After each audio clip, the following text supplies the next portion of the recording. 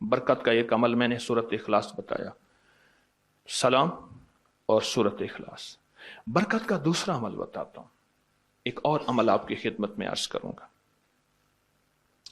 जब भी कोई नेमत मिले ना, जब भी कोई नेमत मिले, जब भी कोई नेमत मिले, 3 दफा एक लफ्ज पढ़ लिया करें। उसकी दलील कुरान से दूंगा। इब्राहिम अलैहिस्सलाम ने अपने बेटे इस्माइल अलैहिस्सलाम के साथ मिलके, इस्माइल के साथ मिलके काबा बनाया। काबा बनाने के बाद जो काबे की दुआ है वो पढ़ लिया करें, वो है रब्बना तकब्बल मिन्ना इन्नका अंतस समीउल अलीम। बस।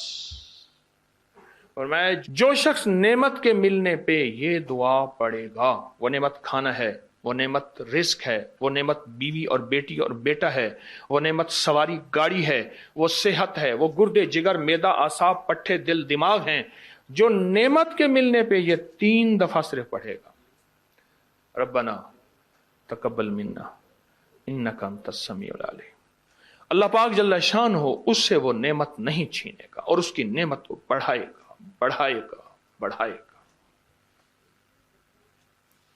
बरकत का दूसरा अमल जो मैं आपकी खिदमत में अर्ज कर रहा हूं। और बरकत का एक तीसरा अमल है, कमाल अमल है। इसके बारे में तो हमारे अबकरी के पूरी दुनिया में अल्लाह ने अबकरी का निज़ाम थोड़ा सा बनाया है, और मेरी महाना करोड़ों की व्यूवरशिप हो, दुनिया में अल्लाह ने मैसेज पहुंचाया है। हर मसलक, हर रंग, हर फिरका, हर नस्ल अल्लाह के फजल से इस प्लेटफॉर्म में जुड़ी है।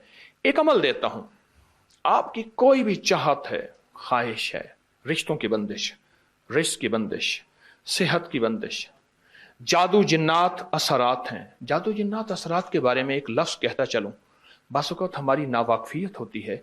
हम कहते हैं अंग्रेज़ों को जादू जिन्नात असरात नजर बद नहीं होते, हमें होते हैं। मैंने अंग्रेज़ों की सैकड़ों किताबें जमा की हैं अपनी अबकरी की साइट पर, कि अंग्रेज़ों को जादू जिन्नात ने कितना सताया, फिर उसने क्या किया और उनको कितना उन्होंने ख्वार किया जादू जिन्नात असरात बंदिशों नजर बद ने, और कितना बर्बाद किया। मैंने अबकरी की साइट पर, आप जाके अबकरी की वेबसाइट पे जाएं और जादुई लाइब्रेरी लिखें, सिर्फ सैकड़ों किताबें मिलेंगी आपको। अंग्रेज जादू जिन्नात नजर बद को हमसे ज्यादा कहीं मानता है। बाज़ औक़ात नावाकफियत पे हम ये मुंह से बोल बोल बैठते हैं। आपकी कोई चाहत है, मैं एक अमल आपकी खिदमत में अर्ज करूंगा।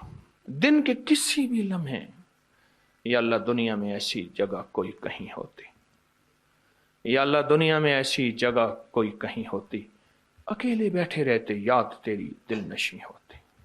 बस तन्हाई। हमारा एक अलमिया है, हम दुआएं पढ़ते हैं, मांगते नहीं। पढ़ते हैं, मांगते नहीं। अगर दुआएं मांगना सीखनी है, चौराहे पे जाएं, उसके हाथ सवाली, उसकी नजरें सवाली, उसके बोल सवाली, उसका लिबास सवाली, उसकी चाल सवाली, उसका हाल सवाली, उसका ढाल, उसकी जिंदगी का पल पल सवाली है। हम भी सवाली बन तो जाएं। हम मांगते नहीं, हम पढ़ते हैं दुआएं। मैंने ये दरखास्त करूंगा, आप जितनी हम मेरी बहनें बैठी हैं, भाई बैठे हैं, आपसे अर्ज करूंगा, हम दुआएं मांगें और दुआ के लिए वक्त निकालें, दुआ के लिए वक्त निकालें।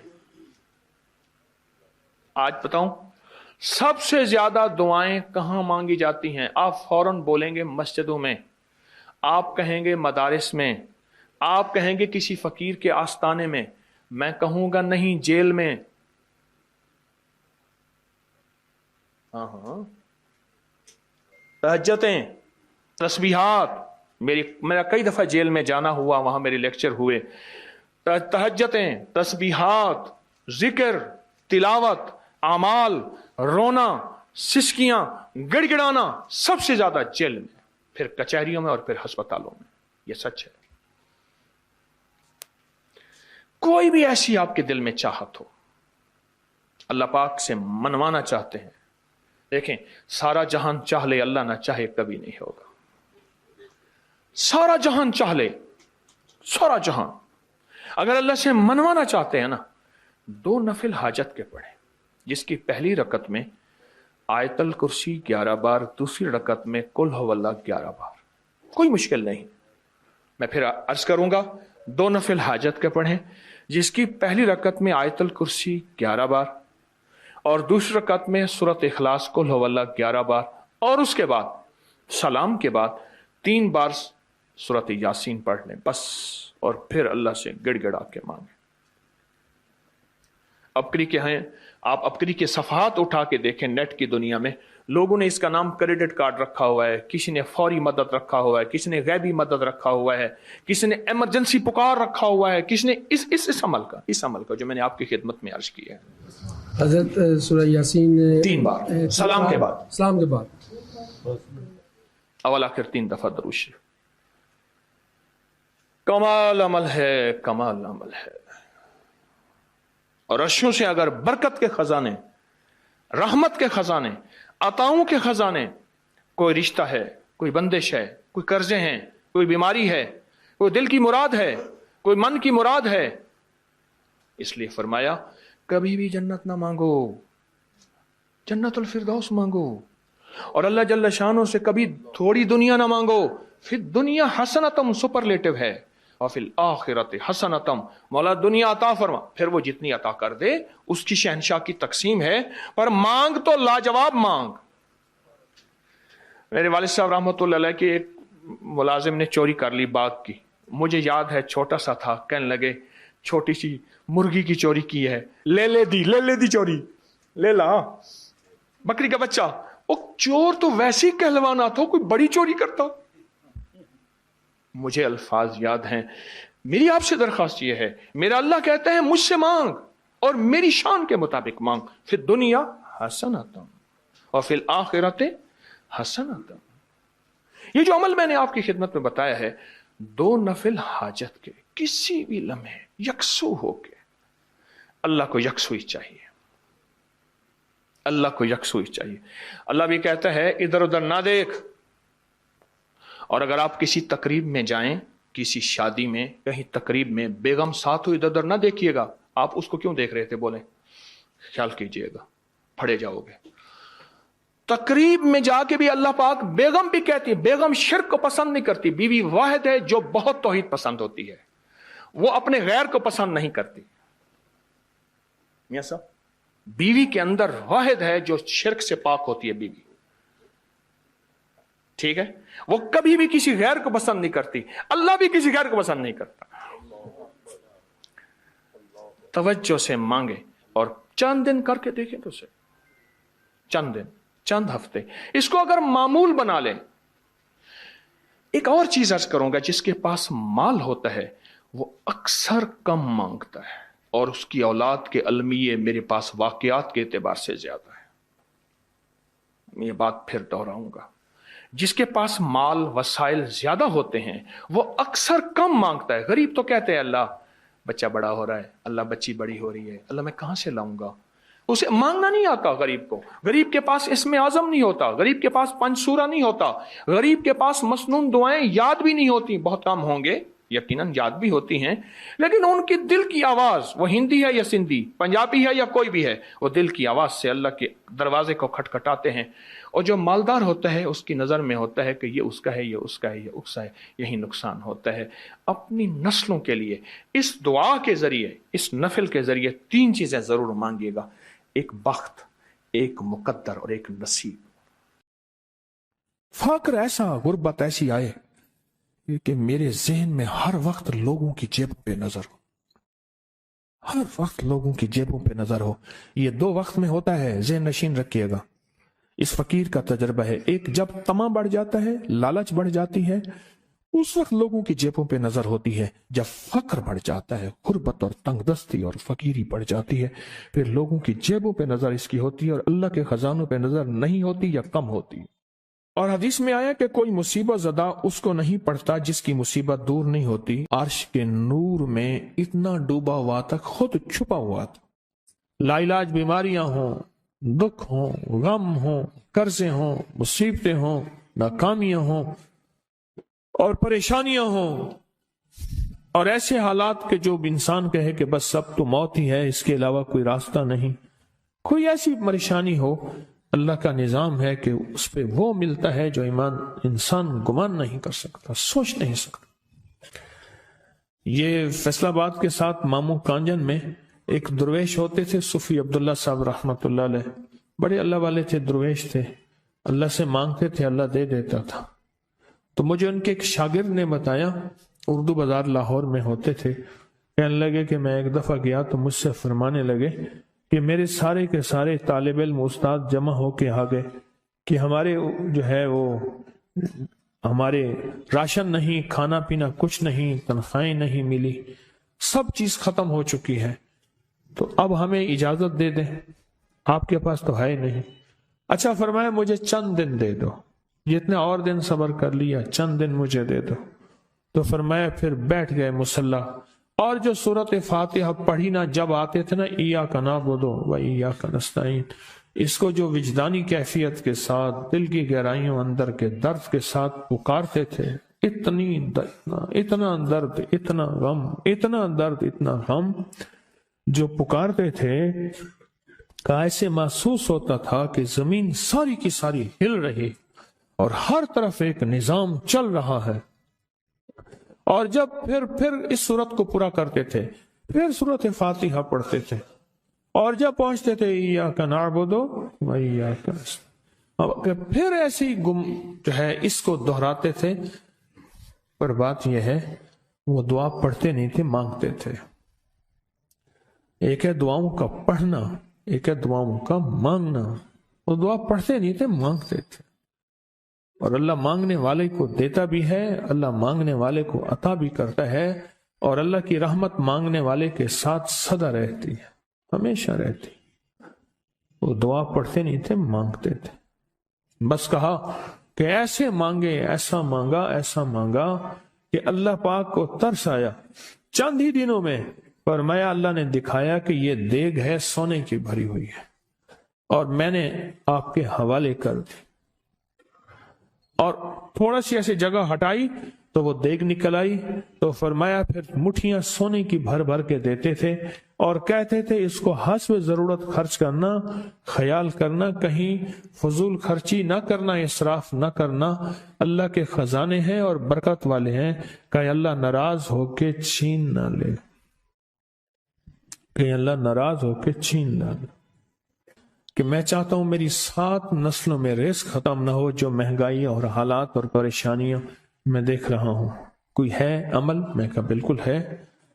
میں نے کہا روزانہ 40 منٹ بیٹھ، 40 منٹ صبح دوپہر شام، جو تیری تنہائی کا وقت ہو، 40 منٹ کوئی ایسا بیٹھ 40 منٹ اس انداز سے مصلی پہ، کہیں بستر میں، کہیں ایسی جگہ جہاں سوئے نہیں، اور بس صرف ایک بار سورۃ فاتحہ پڑھ، اور اس کے بعد ایاک نعبد و ایاک نستعین کو دوہرا۔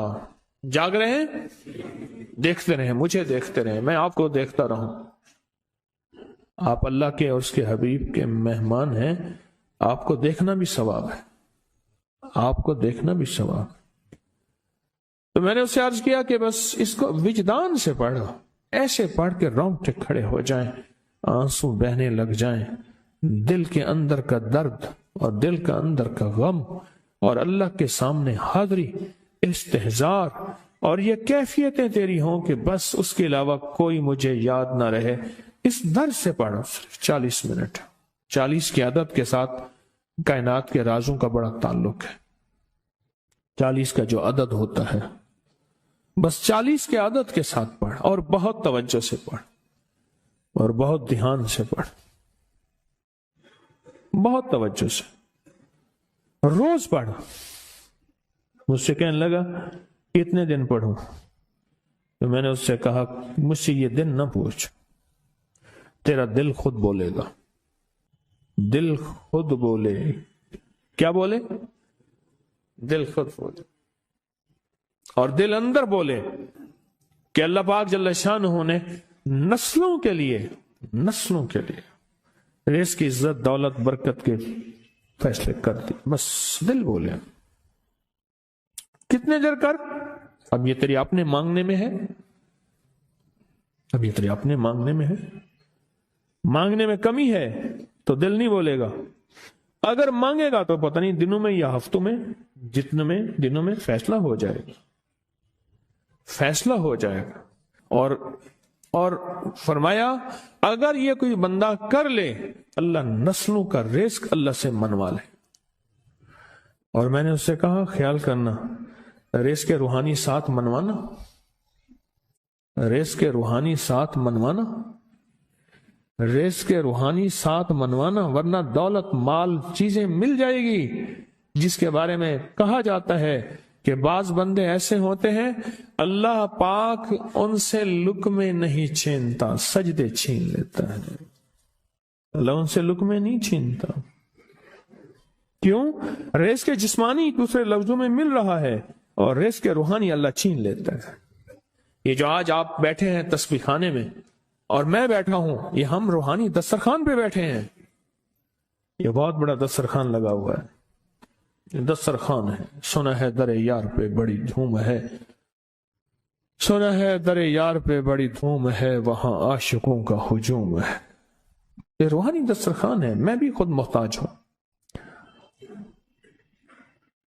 یہ روحانی دسترخوان ہے۔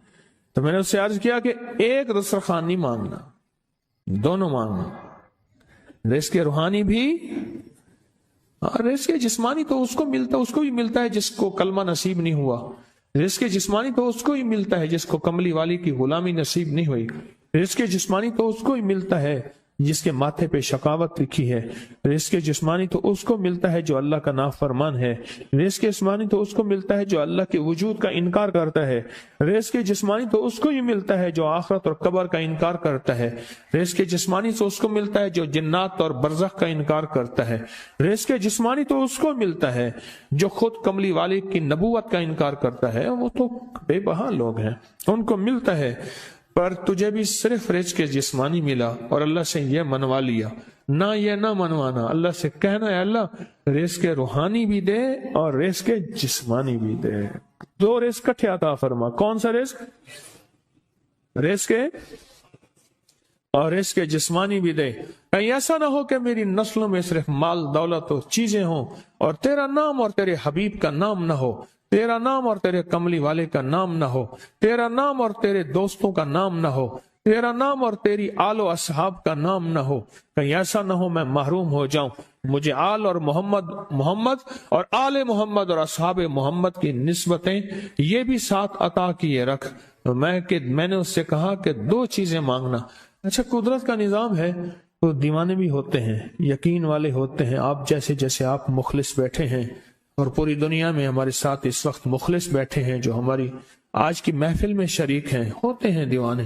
اس نے یقین سے پڑھنا شروع کر دیا، مجھ سے کہنے لگا ایک وقت ایک جگہ ہو بہت بہتر۔ میں نے اس سے کہا، میں نے کہا پھر بھی اگر ایک وقت ایک جگہ میسر نہ بھی ہو تو اگر عمل کسی وقت چوک جائے، عمل کی جگہ چوک جائے، عمل کا وقت چوک جائے، مجبوری میں نہ ہو تو بہتر ہے، پر توجہ نہ چوکے، دھیان نہ جائے، استحضار نہ جائے، یقین نہ جائے، اور سچا یقین ہو، سچا یقین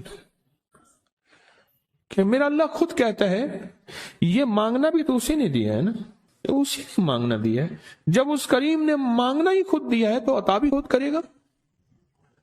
نہیں خوف نارے جہیم کا کہ کرم ہے مجھ پہ کریم کا، وہ خود عطا کرے گا مجھے، جس نے مانگنا دیا دے گا۔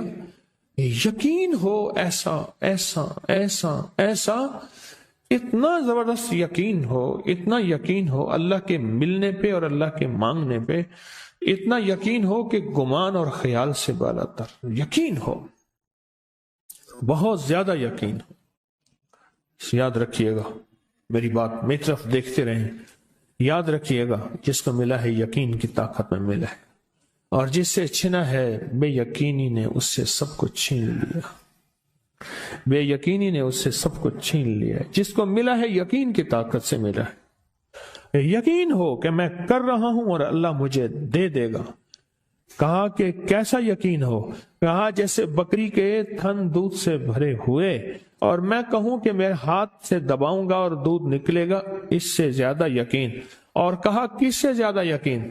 کہا کہ ایک بڑا نوٹ ہو اور بڑا نوٹ کے اندر جو ہے ایک آنے کی چیز آنی ہے، تو میں کہوں گا اس سے تو اس کی نوٹ کے اندر تو ہزاروں آنے ہیں، اور میں ایک آنے کی چیز، ایک ٹکے کی چیز لوں گا اور میرا کام بن جائے گا، اس سے زیادہ یقین ہو، اور اس سے کہیں زیادہ یقین ہو کہ سخت پیاس ہے اور میں پانی کو دیکھوں اور پانی کو دیکھتے ہی مجھے یقین ہو کہ اس سخت پیاس میں میرا پیاس بجھ جائے گی، پیٹ بھر جائے گا، اس سے کہیں زیادہ یقین ہو۔ میں پھر بھی یقین کو نہیں سمجھا سکا، علم بھی محدود ہے، الفاظ بھی میرے پاس محدود ہیں، اس سے کہیں زیادہ یقین ہو، اس سے کہیں زیادہ یقین ہو، اور بہت زیادہ یقین ہو، اتنا یقین ہو۔ کیا خیال ہے؟ آپ چاہیں گے اپنی نسلوں کے لیے بخت، رزق، نصیب اور مقدر منوا لیں؟ کیا خیال ہے؟ وہ بڑا کریم ہے۔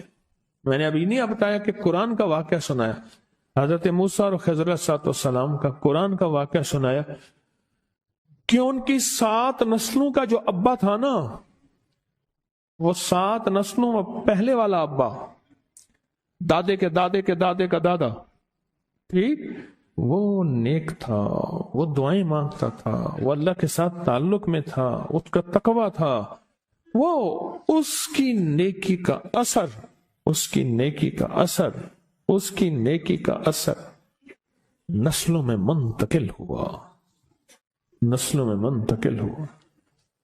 پڑھ لیں، مانگ لیں، اللہ سے کر دیں کہ اللہ میرے لیے اور میری نسلوں کے لیے رزق روحانی اور رزق جسمانی کے فیصلے کر دیں، رزق روحانی اور رزق جسمانی کے فیصلے کر دیں۔ شاہ عبد الرحیم تھے شاہ ولی اللہ رحمت اللہ علیہ کے والد محترم، انہوں نے شاہ ولی اللہ سے کہا، بیٹا میں تجھے روحانی مشقیں کرا رہا ہوں، ایک مشق ایک بھی کر لے، اپنے لیے اور اپنی نسلوں کے لیے اللہ سے رزق منوا لے۔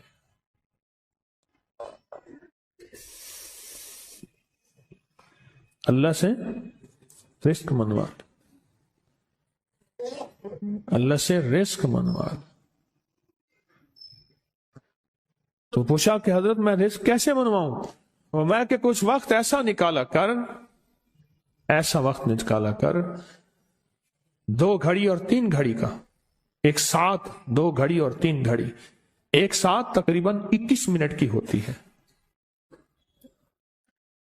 تقریباً 21 منٹ کی، 2 ساتیں مل جائیں تو 40 منٹ بنتے ہیں، تو ایک ساتھ 2 ساتھ 3 ساتھ کی گھڑی میں کہ بیٹھ کے نا سورت فاتحہ اور اس میں ایاک نعبد و ایاک نستعین کا تکرار اور استحضار کیا کر، اور ایسا کیا کر تیری آنسوں بہیں، تیرا دل روئے، تیری آنکھیں روئیں، تیرے رونگٹے کھڑے ہوں اور رواں رواں، اور اس کے اندر سے تیرا پل پل، تیرا من، تیرا جذبہ، تیری سوچیں بولیں، کیا بولے؟ ایاک نعبد و ایاک نستعین۔ تو ایک میلہ تھا اللہ کے نیک بندوں کا، تو اس میں 70 اولیاء جمع ہوئے، 70 اولیاء جمع ہوئے۔ ہر اللہ کے ولی نے کہا کہ آپ کوئی ایسا وظیفہ بتائیں، ایسی تسبیح بتائیں، ایسا ذکر بتائیں جو اللہ کے عرش کو ہلائے اور جو اللہ کی ذات کو متوجہ کر دے، جو اللہ کے تعلق کو نصیب کر دے، کوئی ایسا ذکر، کوئی ایسی تسبیح بتائیں۔ فرمایا سب نے بتایا کہ سورت فاتحہ ہے، اور اب سب سے پوچھا سورت فاتحہ میں کوئی ایسا جز بتائیں جو سورت فاتحہ کا دل ہو۔ سورت یاسین قرآن کا دل، لیکن سورت یاسین کا دل سلام قولا من رب الرحیم۔ ہر سورت کے اندر اللہ پاک نے کچھ نعمتیں، کچھ نقطے رکھے ہیں، تو فرمایا سورت فاتحہ کا دل۔ تو میلے میں جتنے بھی اولیاء 70 بیٹھے تھے، سب نے کہا کہ اگر سورت فاتحہ کا دل پانا ہے تو وہ صرف کیا ہے؟ ایاک نعبد و ایاک نستعین۔ اس کا مفہوم عام سادہ سے یہ ہے کہ مولا غلامی تیری، در کسی اور کا۔ جب غلام تیرے ہیں، منگتے تیرے ہیں، بھکاری تیرے ہیں، محتاج تیرے ہیں، پھر در بھی تیرا ہے۔ پھر در بھی تیرا ہے اور کسی کا در مولا نہیں ہے، پھر در بھی تیرا ہے، تیرے در کے ہم محتاج، تیرے بر کے ہم غلام ہیں۔ تو میں نے اس سے کہا کہ یہ وظیفہ کر، سارا دن پڑھی یا کنا بدو، اور کام بھی کرتا رہے، وضو بے وضو چلتا بھی رہے، یہ پڑھتا بھی رہے، پڑھتا بھی رہے، پڑھتا بھی رہے، چند دن چند ہفتے یہ عمل کر، اور رات سوتے ہوئے سورۃ فاتحہ پوری کر 40ویں، اور پھر درود پاک پڑھتے پڑھتے سو جا۔ 70 اولیاء نے فرمایا کہ جو بندہ یہ وظیفہ پڑھے گا اللہ کا عرش ہل جاتا ہے، اور فرشتوں میں کوہرام مچ جاتا ہے، اور فرشتوں میں اللہ کے بارگاہ میں فریادیں ہوتی ہیں کہ یا اللہ یہ بندہ ہے اور اس نے یہ عمل کیا ہے، یہ وظیفہ کیا ہے، اور ابھی تک اس کی دعا قبول نہیں ہوئی، اس نے یہ مانگا ہے ابھی تک دعا قبول نہیں ہوئی، فرشتوں میں یہ کوہرام مچ جاتا ہے۔ ایک اللہ کے دوست تھے، سوتے سوتے ایک دم اٹھ بیٹھے، اٹھنے کے بعد وجدانی کیفیت کے ساتھ جو ہے یہ وظیفہ پڑھنے لگے۔ تو کسی نے پوچھا کہ حضرت کیا ہوا؟ فرمایا میں نے دیکھا کہ اللہ کے عرش کے نیچے جنتی ہیں اور وہ ٹہل رہے ہیں، اور سب کی زبان پہ یہی وظیفہ ہے۔ محبت سے بلاتے ہیں، بہت زیادہ بلانے والے ہیں، ان کے ہاں چلا جاتا ہوں، میں نے دیکھا تو ان کا بھائی جو ہے ایسے چل رہا تھا تو ہاتھ میں تسبیح تھی، بات تھوڑی کرتا تھا، تسبیح زیادہ پڑھتا تھا۔ اس کا دبئی میں بہت بڑا کاروبار، جسے کہنا چاہیے بہت بڑا کاروبار دبئی میں۔ اللہ کا گاڑی میں جا رہا تھا، کچھ لوگ آئے، گاڑی کا دروازہ کھولا، بیٹھے، مجھے لے گئے، پھر میرے گھر والوں کو مہینوں پتہ نہ چلا، اور اس کے بعد بڑی اذیتوں کے بعد میں چھوٹا۔ اب وہاں بیٹھ کے پھر اللہ ہی تھا تنہائی میں، اور تو کوئی تھا ہی نہیں۔ کہا کہ وہ اللہ سے ذکر کرنے اور باتیں کرنے کی ایسی کوئی مجھے عادت سی پڑ گئی ہے، اب لوگ مجھے کہتے ہیں کہ آپ جیل کی اذیتوں کی وجہ سے خاموش ہو گئے ہیں، میں لوگوں کو لاکھ کہتا ہوں، نہیں، وہ مانتے نہیں۔ ایسے نا بندہ کوئی غم کی وجہ سے بعض اوقات نا چپ ہو جاتا ہے، وہ کیوں کہتے ہیں؟ اسے چپ لگ گئی ہے، خاموش ہو گیا ہے۔ کہا میں لوگوں کو کہتا ہوں نہیں، میں جیل کی وجہ سے خاموش نہیں ہوں، اس قید نے، اس جیل نے میرے اوپر جو آزمائش بھیجی ہے، اس قید نے اور جیل نے میرے اوپر جو آزمائش بھیجی ہے، اور میں پھر وہاں ذکر کا عادی بنا، دعاؤں کا عادی بنا، تسبیح کا عادی بنا، اعمال کا عادی بنا، اور وہ عادت سی پڑ گئی ہے، اور وہ عادت سی ایسی پڑی ہے کہ بس سارا دن اب اسی میں لگا رہتا ہوں، سارا دن اب اسی ذکر میں اور اسی یاد میں لگا رہتا ہوں۔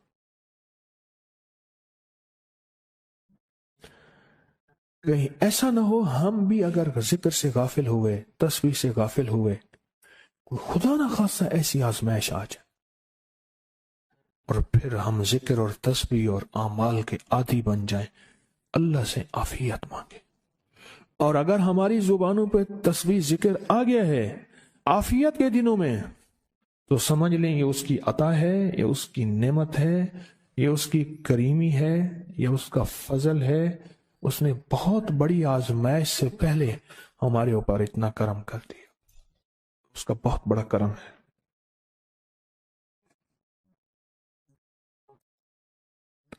اس لیے اللہ جل شانہ کے حبیب کملی والے نے آزمائشوں سے پناہ مانگی ہے، اللہم انی اعوذ بک من جہد البلاء، آزمائش، کوئی بلا آ جائے، ودرک شقاء، شقاوت میں میرا نام آئے، بدبختی میں، یہ بھی آزمائش ہے، وسوء القضاء، میرے لیے ایسے فیصلے ہونا شروع ہو جائیں جو مجھے برباد کر دیں، ایک کے بعد دوسرا میرے حق میں فیصلہ، میرے خلاف فیصلے سارے، وشماتت الاعداء، اور ایسا وقت میرے آزمائش نہ آئے کہ دشمن تالیاں بجائے، دشمن ہنسے، اور میرا مذاق اڑائے. اس لیے میرے آقا نے، میرے حضور نے آزمائشوں سے پناہ مانگی ہے، عافیت مانگی ہے. اللہم انی اعوذ بک من زوال نعمتک، اللہ نعمت دی پھر اس کا زوال آ گیا. وتحول عافیت، عافیت دی تو تو نے چھین لی. اللہم انی اعوذ بک من زوال نعمتک وتحول عافیتک وفجاءت نقمتک وجمیع سخطک. اے اللہ کو میرے اوپر ایسے حملے ہوں اور سختیاں میرے اوپر شروع ہوں، مولا میں اس سے پناہ مانگتا ہوں. میں مانگتا کیا ہوں؟ ربنا آتنا فی الدنیا حسنت، اسے دنیا کا بہترین پیکج مانگتا ہوں. وفی الآخرت حسنت، تو اسے آخرت کا بہترین پیکج، شاندار، لاجواب، بہترین.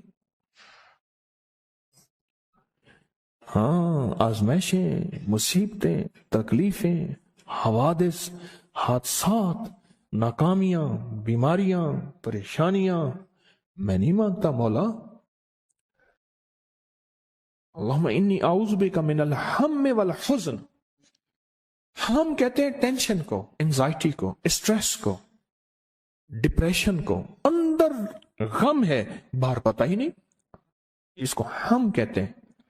اور حزن کہتے ہیں جس پہ ہائے ہائے ہو. اے اللہ میں تجھ سے اندر کا دکھ جو مجھے دیمک کی طرح کھائے، اور باہر کا دکھ جو مجھے تڑپائے. اندر کا دکھ کھائے اور باہر کا دکھ تڑپائے، اے اللہ میں اس سے پناہ مانگتا ہوں. ہم والحزن، عجز والکسل، ایسا کہ میں عاجز ہو جاؤں یا میرے پر سستی غالب ہو جائے. کتنے لوگ ایسے ہیں ان کے اوپر سستی غالب ہے. بہت بڑی مصیبت ہے زندگی کی. میرے آقا کملی والے نے اس سے پناہ مانگی. اللہ کے حبیب میرے آقا نے آزمائشوں سے پناہ مانگی. اللہم انی اعوذ بک من الفقر والکفر. اے میرا مولا مجھے کفر سے اور فقر سے بچا. فقر ایسا، غربت ایسی آئے کہ میرے ذہن میں ہر وقت لوگوں کی جیبوں پہ نظر ہو، ہر وقت لوگوں کی جیبوں پہ نظر ہو. یہ دو وقت میں ہوتا ہے، ذہن نشین رکھیے گا. اس فقیر کا تجربہ ہے. ایک، جب طمع بڑھ جاتا ہے، لالچ بڑھ جاتی ہے، اس وقت لوگوں کی جیبوں پہ نظر ہوتی ہے. جب فقر بڑھ جاتا ہے، غربت اور تنگ دستی اور فقیری بڑھ جاتی ہے، پھر لوگوں کی جیبوں پہ نظر اس کی ہوتی ہے اور اللہ کے خزانوں پہ نظر نہیں ہوتی یا کم ہوتی. اے میرا مولا مجھے فقر سے بچا اور کفر سے بچا، کہ ایسا وقت نہ آئے میں اپنا دین بیچ بیٹھوں، اپنا ایمان بیچ بیٹھوں. ہمارے ایک مخلص تھے عبد الوحید سلیمانی صاحب رحمۃ اللہ علیہ. کہنے لگے انارکلی میں میرا ایک دوست تھا، تو میں اس دوست کے ساتھ زندگی گزری. پنجاب یونیورسٹی میں اکٹھے پڑھتے تھے. تو پھر پتا چلا کہ وہ بہت مالدار ہو گیا. اسلام آباد کے ایک بہت بڑے سیکٹر میں گیا تو اس کا گھر دیکھا، گاڑیاں، بڑا گھر. اور یہاں اس کے پاس ایک پرانی سی پتلون ہوتی تھی اور غربت ہوتی تھی، اور انارکلی کے کسی اوپر چبارے کے کسی کمرہ لیا ہوا تھا. تو میں نے اس کا نام لے کے پوچھا یہ کیا؟ اس نے ایسے سینے پہ ہاتھ رکھ کے کہا بس یہی بیچا ہے، اب باقی سب ٹھیک ہے. سینے پہ ایمان بیچا ہے، سب کچھ مل گیا. اللہ میرے پر وہ وقت نہ لا جب میرے اوپر فقر غالب آ جائے یا کفر آ جائے. میرے آقا کملی والے نے آزمائشوں سے پناہ مانگی. اور آپ حضرات کتنے خوش قسمت ہیں، اس کی شان کریمی اللہ نے آزمائشوں سے بچایا. اور انشاءاللہ ان نام کی برکتوں سے، ان دعاؤں کی برکتوں سے، ان تسبیحوں کی برکتوں سے، اس اللہ کے نام لینے کی برکت سے انشاءاللہ اللہ اور آزمائشوں سے بچائے گا. اللہ نے بغیر آزمائشوں کے ہمیں اپنا نام دے دیا، اپنے نام کی تسبیح دے دی، اپنا ذکر دے دیا، اپنی یادیں دے دی.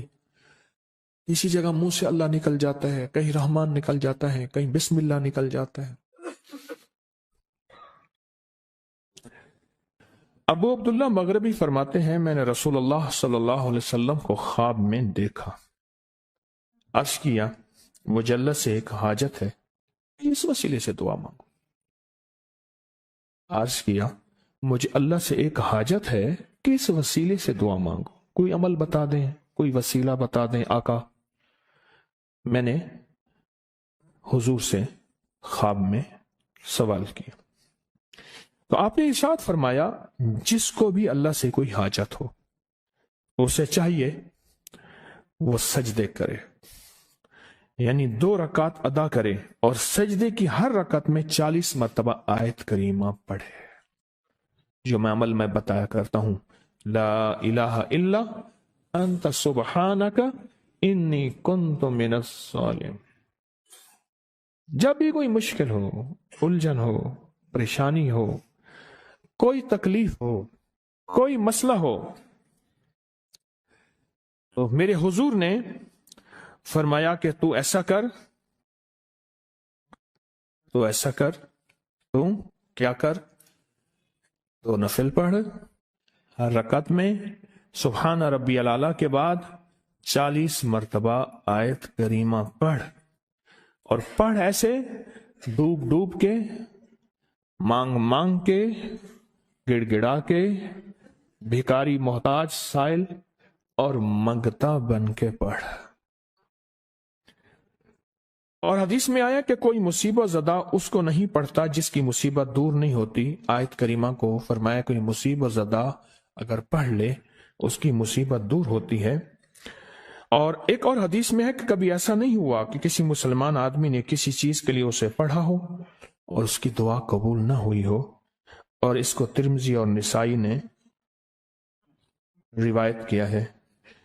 میرے آقا فرماتے ہیں کہ میں جب شب معراج میں میرا ایک شخص پر گزر ہوا جو نور عرش میں چھپا ہوا تھا،